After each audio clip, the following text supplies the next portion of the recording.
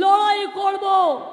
যাদের কথা বলা হয়েছে চাকরি বাতিল করা হলো, চিন্তা করবেন না, হতাশ হবেন না, কেউ জীবনের ঝুঁকি নেবেন না, আমরা সবাই আপনাদের পাশে আছি। একজনকে দেখলেন না বিজেপির হয়ে ভোটে দাঁড়িয়ে গেল, তার অর্ডার ছিল এটা। সুপ্রিম কোর্ট এটাকে একদম স্যাটাসাইড করে দিয়েছিল, দিয়ে বলেছিল নতুন ডিভিশন বেঞ্চ করে আলোচনা হোক। আমি বিচারক নিয়ে বলছি না, রায় নিয়ে আমি বলতে পারি, এটা আমার অধিকার আছে। টোটাল রায়টাকে আমরা চ্যালেঞ্জ করছি, তার কারণ 26,000 ছেলে মেয়ে মানে প্রায় 1.5 লক্ষ 2 লক্ষ পরিবার। বলছে কি না 8 বছর তারা চাকরি করেছে, 4 সপ্তাহের মধ্যে সব টাকা ফেরত দিতে হবে।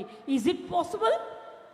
বলুন, আপনারা যারা এই রায়টা দিচ্ছেন, এই রায়টা সারা জীবন আপনারা যারা চাকরি করেছেন তাদের টাকাটা যদি ফেরত দিতে বলা হয়, পারবেন দিতে? চ্যালেঞ্জ করে বলছি, অর্ডারটাকে আমি জাজকে বলছি না, অর্ডারটাকে বলছি বেআইনি অর্ডার।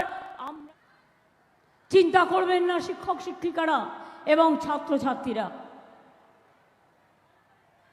যখন বিপদে পড়বেন আর কেউ না থাকলেও আমি আছি।